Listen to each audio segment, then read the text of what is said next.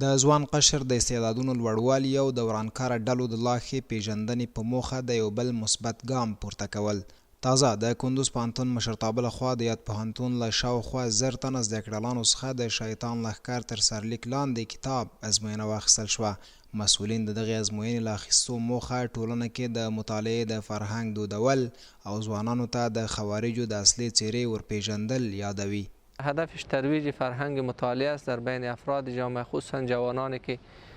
با کتاب سر و کار دارند، با مطالعه سر و کار دارند. اولین هدف و مهمترین هدفش همی است. ضمن ازی ما در حصه تربیت فکری معاصرین خود هم میسنجیم تا بعضی از بخشایی که لازم است که باید بدانند به عنوان یک معاصر، به عنوان یک جوان، به عنوان یک کادر علمی، او بخشا را هم از طریق مطالعه چون این کتاب ها کوشش میکنیم که برشان فهم تفهیم صورت بگیره. موضوعات چې بحث شوی دي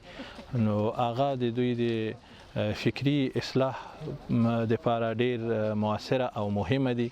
چې نن سبا غربي نړۍ چې د کمې لارې نه غواړي چې د منګه ځوانان او د منګه مسلمانان ښکار کړي، نو په هغه مسایلو هغه خبرو باندې دوی صحیح با خبره شي او صحیح پوه شي. ورته مهال د یادې ازموینې ګډونوال د دا ډول ازموینو په لاره اچول د ځوانانو د فکري ودې په برخه کې ګټورې بولي او له مسؤلینو غواړي ترڅو د ورته ازموینو لړۍ د دغه ولایت لرو پرتو سیمو ولسوالیو ته هم وغځوي. داعش خوارج مقابل کې کوم موضوعګان چې موږ ته چې دوی په ذهنونو په ځوانو په ذهنونو کار کړی چې موږ یو سپېڅلې پاکه ډله یو هغه په اړه مو کامل موضوعګانو باندې پوه شولو او هغه یو فاسد او باغیانو ډله ثابته صورته. نو ټولو ځوانانو ته مې دغه پیغام ده چې ترڅو د دغسې مختلفو ډلو چې د اسلام دین په مقابل کې راجګیږي او د اسلام نوم څخه استفاده کوي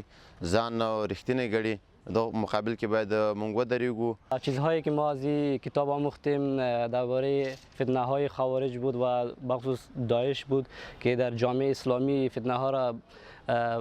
بین جامعه مسلمان و بخصوص جوانان مسلمان برا می انداختن و برای جوان مسلمان لازم است تا